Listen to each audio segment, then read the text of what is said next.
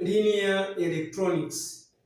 Katika video hii tunaangalia nguvu au power ya umeme wa majumbani.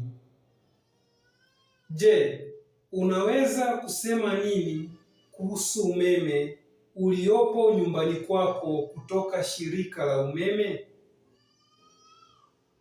Je, unaweza kusema nini kuhusu umeme uliopo nyumbani kwako kutoka shirika la umeme? Umeme wa majumbani kwetu, jambo la kwanza ni mkondogeu, ni alternating current. Voltage ya umeme majumbani kwetu ni 180 volti mpaka 240 volti. Frequency ya umeme wa majumbani kwetu ni 50 Hz. Unajua tafsiri yake? Mkondo wa umeme wa majumbani kwetu hauna thamani maalum, yaani hauna fixed value. Mfano, ampere 60 hauna thamani maalum, unategemea mkondo wa umeme unaohitajiwa na chombo husika. Mfano, friji itahitaji mkondo mkubwa wa umeme, wakati balbu itahitaji mkondo mdogo wa umeme. Nguvu ya umeme au pawa ya umeme uliopo kwa ajili ya matumizi majumbani kwetu, shirika la umeme linauita unit. Nguvu ya umeme au pawa ya umeme uliopo kwa ajili ya matumizi majumbani kwetu, shirika la umeme linauita unit.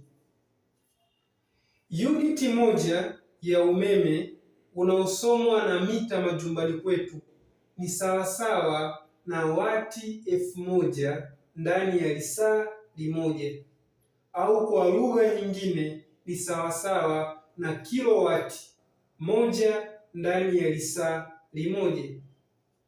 Mfano, katika mazingira ya umeme unaotumika mijini, shilingi 10,000 ni sawasawa na uniti 28 au wati hawa 28,000 au kilowati hawa 28. Hebu fikiria, una mita inayosoma uniti moja, yaani wati hawa 1000. Ukiwasha balbu iliyoandikwa wati 10, itafanya kazi kwa masaa mangapi mpaka umeme uishe? Vipi kama ukiwasha blender iliyoandikwa wati 500? Itafanya kazi kwa masaa mangapi mpaka umeme huo wa uniti moja kuisha? Vipi kama ukiwasha hita iliyoandikwa wati 1000? Itafanya kazi kwa masaa mangapi mpaka umeme huo kuisha? Zingatia lifuatalo. Chombo cha umeme kinapoandikwa wati kadhaa, maana yake ni kwamba chombo hicho kikiruhusiwa kufanya kazi mfululizo bila kuzimishwa ndani ya lisali moja kitatumia wati zilizoandikwa. Maana yake masaa yanavyozidi kuongezeka kitatumia wati nyingi kwa idadi ya wati zilizoandikwa.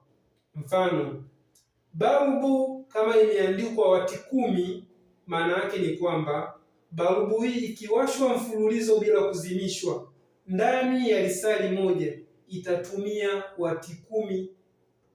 Blender iliyoandikwa wati 500, maana yake ni kwamba blender hii ikiruhusiwa kufanya kazi mfululizo bila kuzimishwa ndani ya lisali moja itatumia wati 500.